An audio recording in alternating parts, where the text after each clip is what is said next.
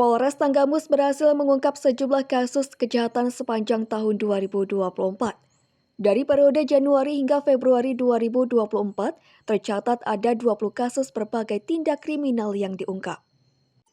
Kapolres Tanggamus AKBP Rinaldo Aser saat konferensi pers di Mapolres Tanggamus pada Kamis 7 Maret 2024 mengungkapkan bahwa 20 kasus sejumlah tindak kejahatan tersebut, masing-masing 10 kasus di bulan Januari dan 10 kasus di bulan Februari 2024. Dijelaskan Kapolres Tanggamus, untuk 10 kasus tindak kejahatan yang berhasil diungkap pihaknya selama periode Januari terdiri dari kasus curas, curat, asusila hingga perjudian. Adapun kasus curas pada bulan Januari 2024 dengan total kasus sebanyak 2 kasus dengan 2 orang tersangka. Lalu untuk kasus curat terdapat 5 kasus. Dari 5 kasus curat itu, polisi berhasil mengamankan 8 tersangka. Selain kasus curat, curas, dan asusila, Korps Bayangkara juga mengungkap kasus perjudian di Kabupaten Tanggamus. Dari kasus tersebut, polisi mengamankan 1 orang tersangka. Pada bulan Januari 2024, kasus yang berhasil ditangani oleh Polres Tanggamus didominasi oleh kasus curat dengan total 5 kasus. Kemudian untuk bulan Februari 2024, tindak pidana yang berhasil diungkap terdiri dari kasus curat sebanyak 3 kasus dengan 3 orang tersangka. Lalu, tindak pidana curas sebanyak 5 kasus dengan 6 orang tersangka. 1 kasus perjudian dengan 3 orang tersangka.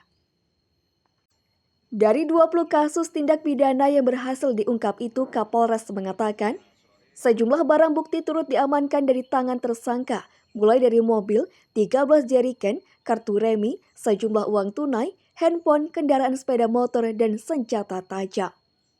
Dan untuk mengantisipasi gangguan Kamtipmas tersebut tadi, kami dari Polres Tanggamus sudah melakukan pembagian tugas ataupun pembagian lokasi pengamanan. Dalam hal ini, selain melibatkan daripada Polsek setempat, juga di backup dari Satsamapta Polres Tanggamus, Satuan Lalu Lintas Polres Tanggamus, dan juga dari Polsek itu sendiri.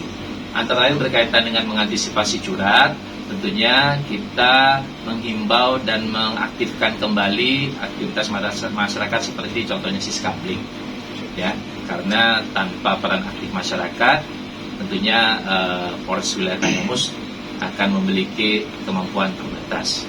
Jadi kami juga menghimbau untuk masyarakat aktif atau mengaktifkan kembali kegiatan siskambling yang ada di lingkungan wilayah masing-masing. Selain itu juga mengoptimalkan kembali kegiatan patroli, khususnya pada jam-jam rawan terjadinya curat.